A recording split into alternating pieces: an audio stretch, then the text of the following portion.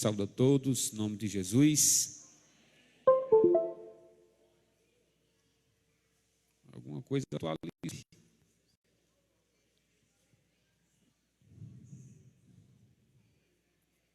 O primeiro livro dos reis de Israel, capítulo 19.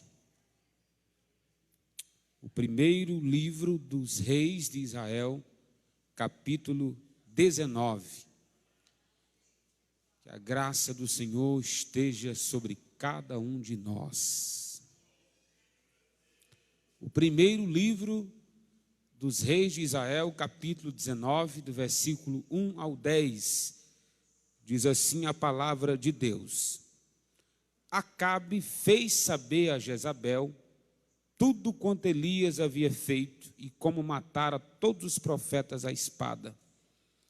Então Jezabel mandou um mensageiro a Elias a dizer-lhes: faça-me os deuses como lhe aprouver, se amanhã a estas horas não fizer eu a tua vida como fizera cada um deles. Temendo, pois, Elias levantou-se para salvar a sua vida e se foi, e chegou a Berseba, que pertence a Judá, e ali deixou o seu moço. Ele mesmo, porém, se foi ao deserto, caminho de um dia, e veio e se assentou debaixo de um zimbro, e pediu para si a morte, e disse: basta, toma agora, ó Senhor, a minha alma, pois não sou melhor do que meus pais. Deitou-se e dormiu debaixo do zimbro, eis que um anjo tocou e lhe disse: levanta-te e come.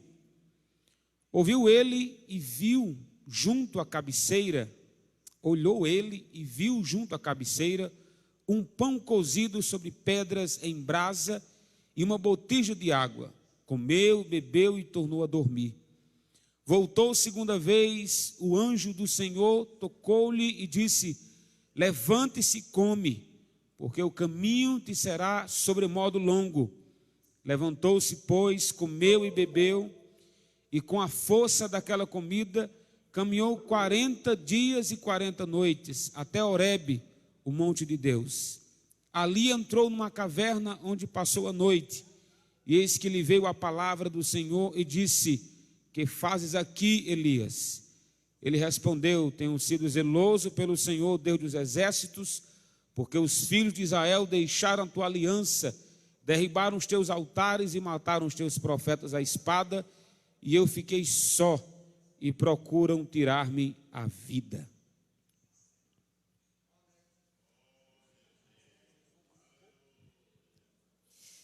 Saúdo a congregação em nome de Jesus. Vamos orar nesse momento. Senhor nosso Deus, querido e amado Pai, diante da Tua presença nós estamos e chegamos a este lugar, Senhor, para Te adorar, para bendizer o Teu nome, para celebrar as Tuas grandes obras, Senhor da glória, e a Tua majestade. Pai, nesta noite, ó Deus dos céus, queremos aqui, Senhor, ouvir a Tua voz. Pai, que a Tua palavra ministrada seja poderosa, Senhor, sobre cada vida nessa noite, para edificar, consolar, exortar, Senhor, e que assim a Tua igreja, Pai, seja fortalecida, instruída, Senhor, e preparada, ó Deus dos céus, para caminhar e para realizar a Tua obra. Meu grande e poderoso Deus, assim fala, Senhor, pois estamos prontos a Te ouvir, pois estamos prontos, ó Deus, para atentar a Tua palavra. É o que nós Te pedimos, Senhor, em nome de Jesus. Amém. Amém, glória a Deus. Eu quero, em poucas palavras, conversar com os irmãos sobre a seguinte temática: a resposta de Deus aos nossos temores. A resposta de Deus aos nossos temores. Elias é um dos poucos profetas das Escrituras em que dispensa comentários, né? Pelo homem que foi, pelo instrumento nas mãos de Deus. Se você perguntar a um novo convertido, ele já ouviu falar sobre Elias.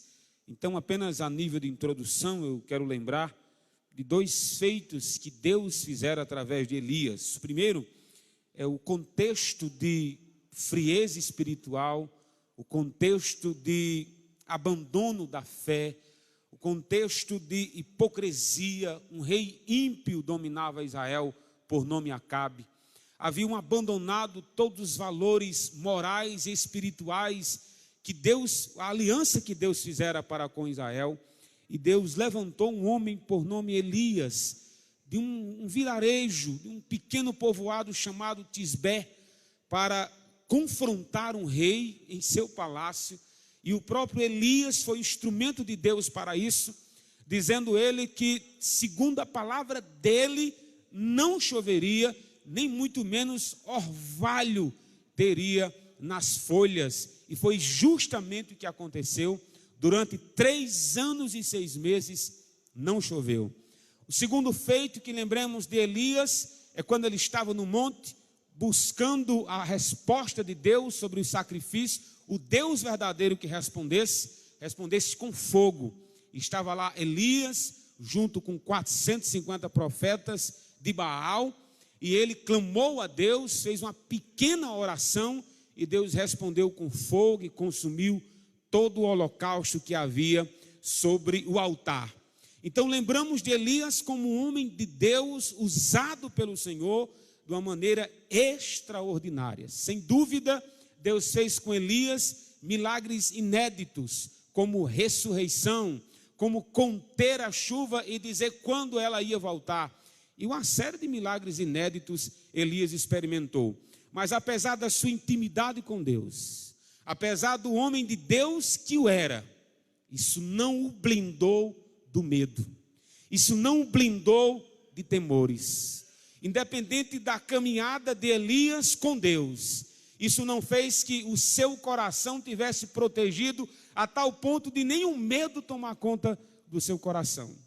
Elias foi um homem como nós.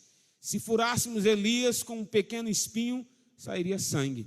Se ele corresse um pouco, ele suaria.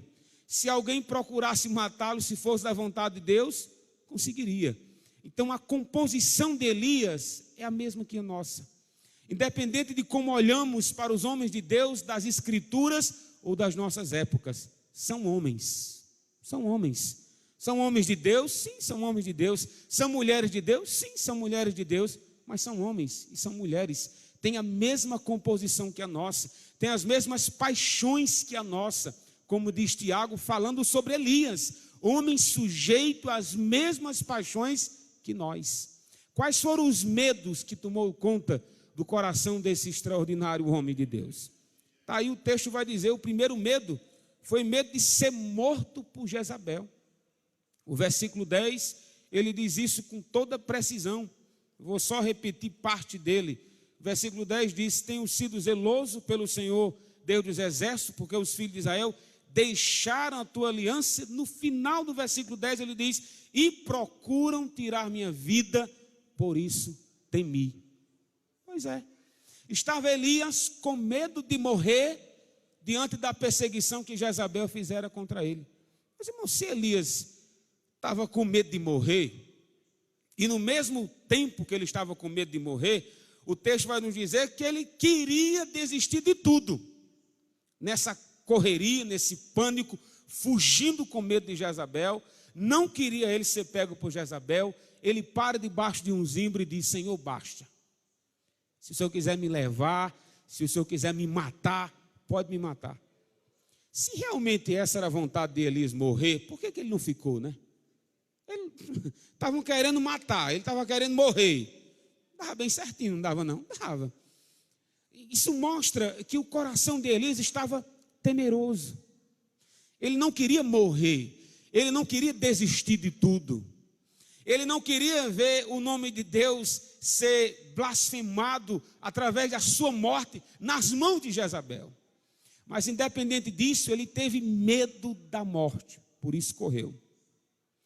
E no momento ápice da sua caminhada em direção ao Monte Horebe, o texto diz que ele pediu a morte. Senhor, se você quiser me levar agora, me leve. Nós estamos falando de Elias. Então Elias mostrou para Deus, registrado nas Escrituras, o medo da morte. O medo de que, se ele morresse naquele momento, desistir de tudo seria a solução. E ele também havia um sentimento de solidão. O versículo de número 10 diz a mesma coisa. Ele diz: de todos os profetas que havia, eu sou o único que não dobrou-se diante de Baal. Ele tinha essa concepção de isolamento, houve o pânico sobre o seu coração, houve uma vontade de desistir, de parar de tudo, pediu para que Deus o matasse, mas Deus ouviu o que Elias tinha a dizer, ouviu atentamente, mas Deus não respondeu como Elias queria que ele respondesse. Nos nossos temores, nos dias maus, nos dias de aflições, nós revelamos quem realmente somos: pecadores, crianças, precisando do cuidado do pai. Nós somos meninos precisando do consolo da mãe. Nós, independente da fé, da caminhada que temos, nós sempre precisaremos de Deus. Independente de como Deus o usou um dia, ou como Deus o usará amanhã, nós sempre precisamos de Deus. Nós sempre somos dependentes de Deus. Olhe quem foi Elias, olha o que ele fez, olha o que Deus fez através desse homem, mas estava com medo da morte, estava se sentindo sozinho, estava pedindo para que a morte chegasse, estava se sentindo sozinho. E esses sentimentos, mesmo você sendo um homem de Deus e uma mulher de Deus, pode se apoderar do seu coração. Mesmo você sendo um homem de Deus, você pode estar pedindo na sua casa: Senhor, me leve. O negócio está difícil, está apertado, a crise instaurou no meu casamento, na minha vida, me leve. Quantos não fazem essa oração, mesmo sendo homens de Deus e mulheres de Deus? Não tiram a vida, mas pedem para que Deus leve. Qual foi a resposta de Deus aos temores de Elias? O que foi que Deus disse para Elias?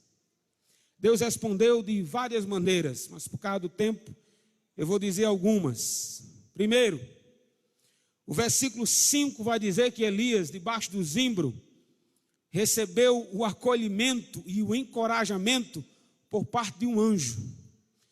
Era Elias querendo morrer e Deus mandando um anjo para cuidar de Elias.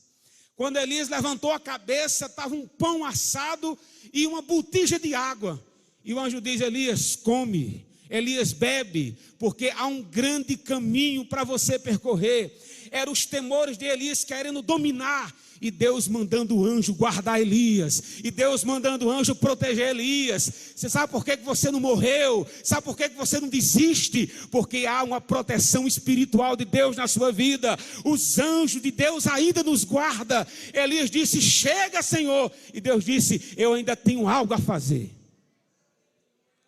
Elias fugindo com medo da morte, e o anjo correndo atrás de Elias para guardar a vida desse homem de Deus.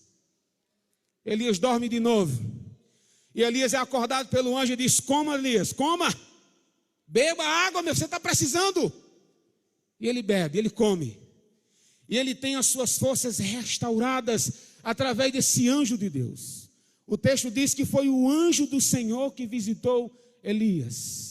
Enquanto Elias achava que estava sozinho, enquanto Elias achava que se parasse ali estava bom demais, sempre houve um anjo da guarda pertinho de Elias. Nos maiores temores da minha vida e da sua, há um anjo de Deus próximo de nós, a presença de Deus a guardar a nós. Você pode se sentir sozinho, mas isso não quer dizer que você esteja. Você pode se sentir sozinho, querido, é direito seu, não há problema com isso, mas não quer dizer que Deus não está perto. Aleluia. Elias queria morrer, Elias queria desistir de tudo, e Deus mandando um anjo guardá-lo. Segunda resposta de Deus para Elias, quando Deus fala com Elias a primeira vez, no versículo 9 é uma pergunta. Deus chega para Elias e diz: o que fazes aqui, Elias? Será que Deus não podia escarnecer de Elias? Será que Deus não podia dar uma dura em Elias? Devido a todos os milagres que ele já viu, os livramentos que Deus já o deu, aí agora ele está com medo da morte, Deus não podia escarnecer dele. Mas o nosso Deus é um Pai que sabe dos nossos temores. Ele é um Pai que sabe a dor que sentimos, o medo que temos, e não escarneceu de Elias, mas desperta Elias, dizendo assim: o que você está fazendo aqui? Quem foi que mandou você estar aí escondido, fugindo da minha presença? O que você está fazendo aí, Elias? Não houve uma palavra de escárnio, houve um diálogo. É nós fazendo birra, querendo correr de Deus, e Deus querendo dialogar conosco, falar conosco, conversar conosco. Por que Deus faz isso? Porque é um Pai que cuida dos seus filhos, porque é um Pai que está perto dos seus filhos. Terceira resposta de Deus para os temores de Elias, está aí no versículo 18, ele diz aí: também conservei em Israel 7.000, todos os joelhos que não se dobraram a Baal, e toda boca que não beijou. Ele não estava se sentindo só, né? Aí Deus disse: Elias, meu filho, ainda tinha 7.000 que tiveram a mesma coragem que você teve, que tiveram a mesma convicção que você teve, que tiveram a mesma ousadia que você teve. Era Elias se sentindo sozinho e outros 7.000 passando a mesma coisa que Elias. A gente diz: rapaz, está apertado, está difícil. Tem mais 7 milhões dizendo: está apertado, está difícil. Rapaz, eu estou com medo. Tem mais 7 milhões dizendo: eu estou com medo. Elias sentiu a última bolacha do pacote. Aí a bolacha estava inteira, o pacote estava completo. Tinha outros sentindo a mesma coisa que Elias e mais um pouco. E ele dizia: não, sou sozinho nesse negócio. Só eu fiquei. Aí Deus disse: não, Elias, eu acho que Deus podia ter dito pelo menos 7, né? Tem mais 7, né? Não, tem mais 7.000 que não se dobraram a Baal, nem beijaram. Meus irmãos, na mesma caminhada que a sua, há outros 7.000. Na mesmo propósito que o seu, há outros 7.000. Se você está buscando a face de Deus em oração, há outros 7.000 que estão buscando também. Se você tem estudado a palavra de Deus, há outros 7.000 que estão estudando também. Isso mostra que Deus sempre teve um povo fiel. Deus sempre teve um povo separado sobre a terra. Se nós nos sentimos sozinhos, é porque não queremos olhar para o lado. Mas há outros que oram também. Há outros que sofrem também, há outros que buscam também. Muito cuidado em você achar que é o último fiel sobre a terra. Elias pensou, mas ainda tinha 7.000. Era Deus dizendo a Elias: você está se sentindo só, mas tem outros 7.000 na mesma situação que a sua. Por último, Elias pediu para morrer. Pediu para morrer, disse: basta, me leve, eu quero morrer agora. Qual foi a resposta de Deus para esse pedido de Elias? A resposta de Deus foi a seguinte: Elias, meu filho, você nem a morte vai conhecer. Aleluia. Você nem a morte vai conhecer. Elias entrou pela classificação bíblica. Só 2 homens não conheceram a morte na Bíblia. Só 2 homens. O primeiro chama-se Enoque. Andou tanto com Deus, quando abriu o olho já estava no céu. Me pergunto como. Sei que Enoque andou com Deus e Deus tomara para si. Quem foi o segundo? Elias. Você sabe o que eu aprendo com isso, meus irmãos? É que Deus não liga para as nossas orações em angústia. Deus não atende às nossas bobagens. Se a gente está com cabeça quente, a gente está angustiado, o casamento está em crise, e a gente desmate, a gente desleve, a gente descorte. Aí Deus disse: eu nem levo, eu nem mato, eu não corto, eu restauro, eu curo, eu salvo, eu santifico, eu levanto, eu ergo, eu dou mais um dia, eu dou mais um ano, eu dou 10 anos. Nós temos pensamentos pequenos e Deus tem grandes planos para aqueles que são fiéis ao seu nome. Elias disse: Senhor, me leve, eu quero morrer agora. Aí Deus disse: eu vou levar você, mas numa carruagem de fogo. Você não vai conhecer a morte, Elias. E há muito de nós que tememos a morte, mas pode ter certeza, se for da vontade do Pai, não a conheceremos, pois podemos ser arrebatados no abrir e fechar de olhos. E a morte, nós vamos rir da morte e perguntar: aonde está a morte, a sua vitória? Aonde está o poder do seu aguilhão? Tragada foi a morte pela vitória. Cristo tem poder sobre a morte. Cristo tem poder sobre a morte. Elias dizendo: quero morrer. E Deus disse: não conhecerá nem a morte. Talvez você chegou aqui desse jeito: Senhor, tá bom, Senhor, já deu. O negócio está difícil, Senhor. Aí Deus disse: tem mais para fazer, aleluia. Elias querendo desistir, Deus chegou para Elias e disse: Elias, você ainda vai ungir um rei, levantar um em seu lugar e entregar outro recado. Elias querendo morrer e Deus tendo um bocado de serviço para Elias, inclusive ungir um rei, coisa que a gente vai morrer, não sabe nem o que é isso. Elias querendo parar, e Deus diz: tem rei para você ungir, tem outros a colocar em seu lugar, há serviço pronto para ti. Como será feito se não for por ti? Não, pastor, tem outros a serem feitos, mas se Deus mandou você, é por você que será feito. E Elias não pensou que acabou o serviço. Só acaba o serviço, meu filho, quando você morrer, entendeu? Morreu, acabou o serviço. A Bíblia chama de quê? Descanso. Mas enquanto isso, trabalhe. Continue crendo no seu Deus. Continue trabalhando para o seu Deus. Continue ocupado com o reino de Deus. Independente dos seus temores e medos, Deus continua cuidando de nós. Deus continua a nos guardar e a nos proteger. E há muito serviço a ser feito no reino.